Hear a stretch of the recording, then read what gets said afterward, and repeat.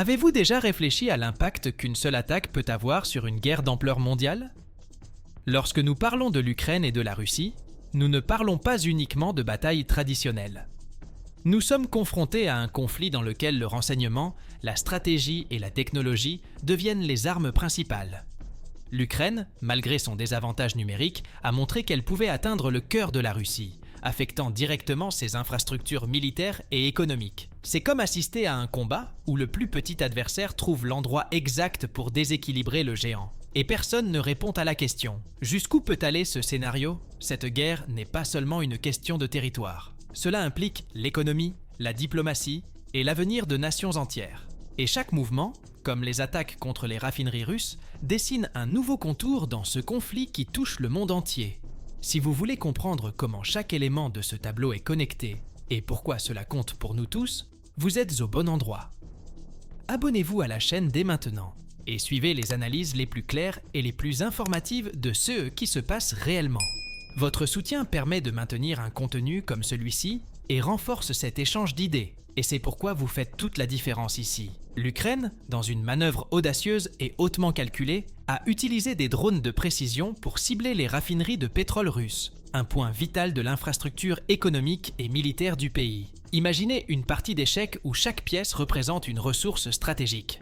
En ciblant ces raffineries, l'Ukraine affaiblit la capacité de la Russie à alimenter ses opérations militaires. Ce n'est pas seulement une question de carburant. Il s'agit de désarmer la logistique qui fait fonctionner la machine de guerre. Et l'impact va au-delà du champ de bataille. Cela affecte les poches, le moral et même la confiance de Moscou. C'est comme couper l'approvisionnement en eau d'un château clôturé. Personne ne peut tenir longtemps. Et ce qui rend cette stratégie encore plus intéressante, c'est l'efficacité avec laquelle les drones sont utilisés. Ces petits géants de la technologie parcourent des centaines de kilomètres pour atteindre des raffineries cruciales tout en minimisant les risques pour les soldats ukrainiens. Pouvez-vous visualiser l'impact de cela? Les troupes russes, sans le carburant nécessaire, sont confrontées à une situation comparable à celle d'une voiture de sport en panne d'essence. Beaucoup de puissance, mais aucune fonctionnalité. Ce type d'attaque n'est pas seulement une démonstration de force. Cela rappelle qu'en temps de guerre, le renseignement stratégique peut être plus puissant que la taille de l'arsenal. Le 11 janvier 2025, l'Ukraine porte un coup décisif en attaquant la raffinerie Taneko, l'une des plus grandes et des plus modernes de Russie. Située à plus de 1287 km à l'intérieur du territoire russe, l'opération a démontré non seulement la portée technologique de Kiev, mais aussi son audace stratégique. Pensez-y.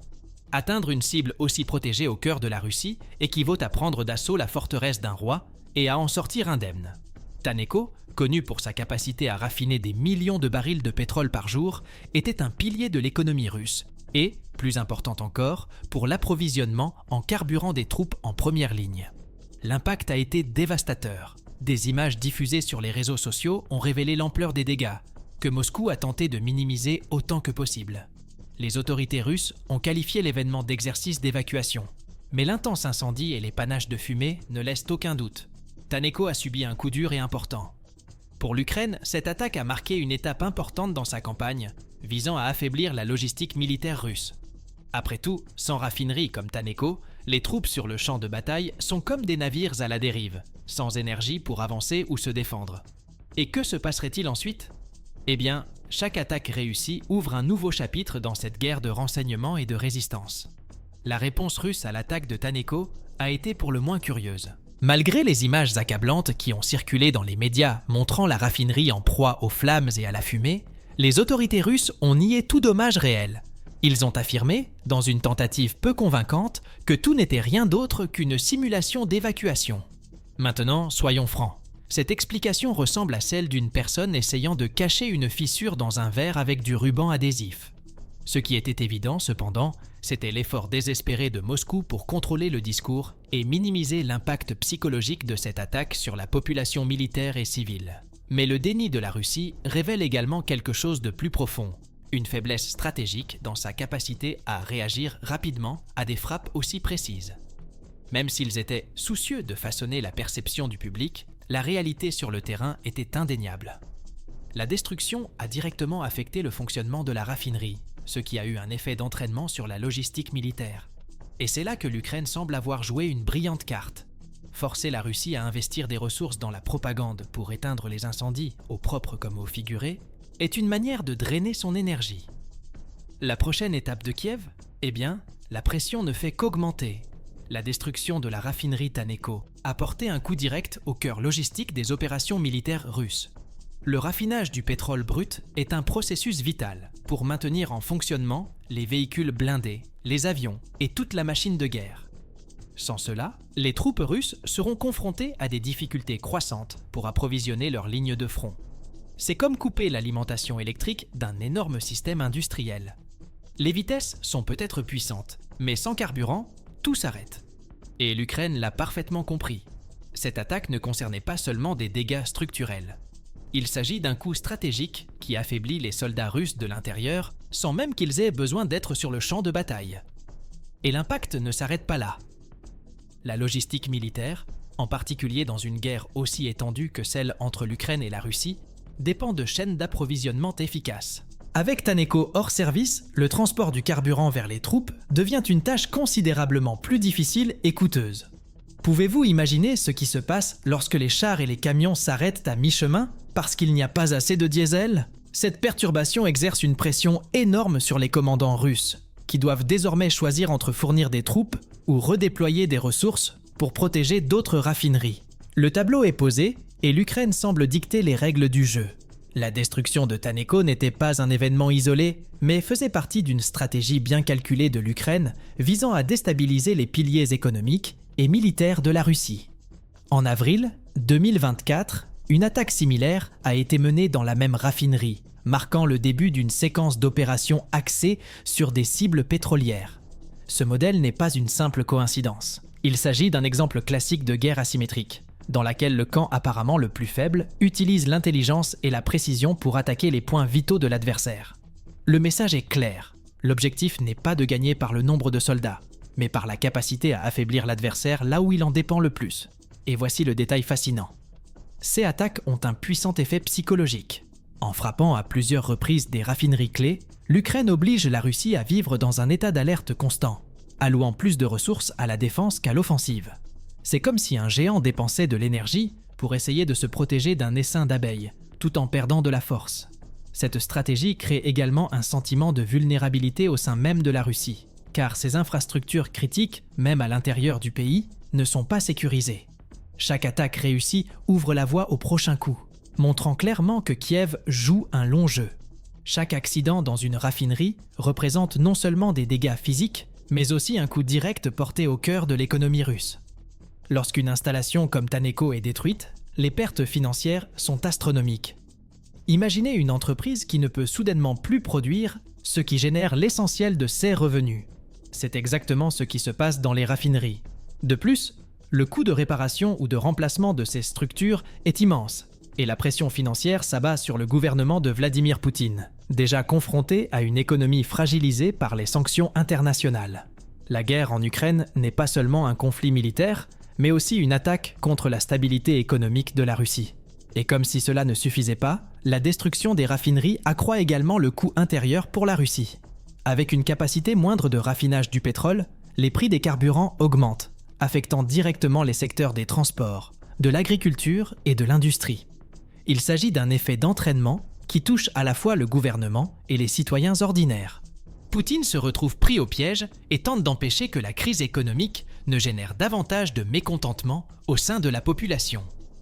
Pendant ce temps, l'Ukraine continue d'utiliser cette stratégie avec une précision chirurgicale, faisant pression sur le gouvernement russe pour qu'il consacre davantage de ressources à la guerre et laissant l'économie de plus en plus affaiblie.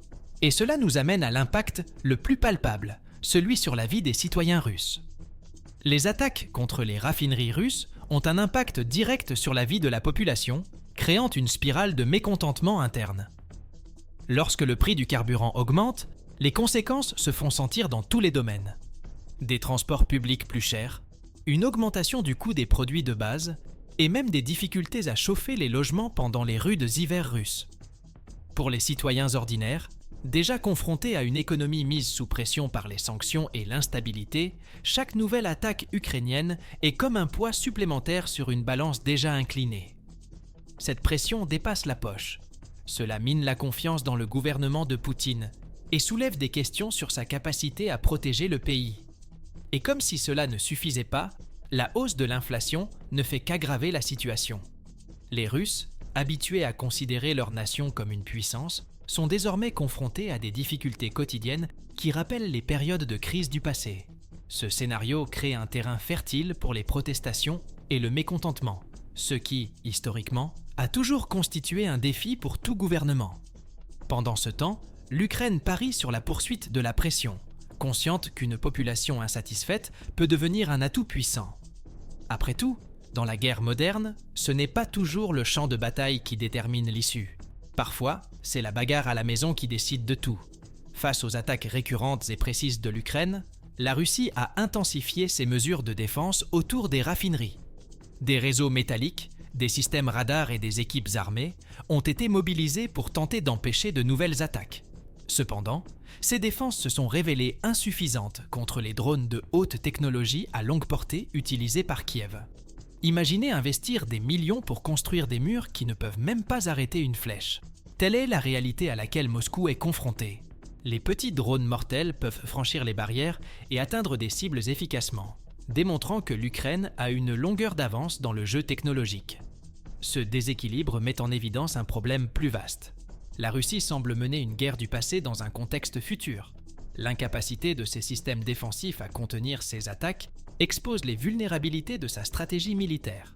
Tout en consacrant des ressources à des solutions traditionnelles comme l'artillerie et l'infanterie, vous faites face à une menace moderne qui nécessite une adaptation et une innovation rapide. Qu'est-ce que cela signifie pour l'Ukraine ? Une opportunité de maintenir la pression, alors que la Russie tente de faire une course contre la montre pour améliorer sa défense.